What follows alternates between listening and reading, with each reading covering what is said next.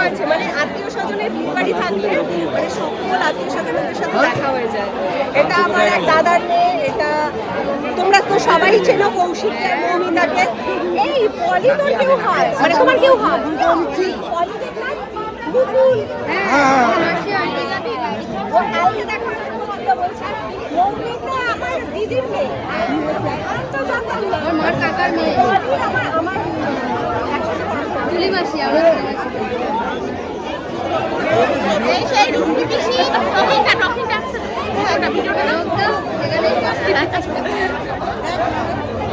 এই রুমকি পিসির কথা আপনাদের বলেছিলাম। এই রুমকি পিসি আমার বিয়ে বাড়িতে দেখা হয়ে গেল, আমার বৌদিকে তো আপনারা চেনেন।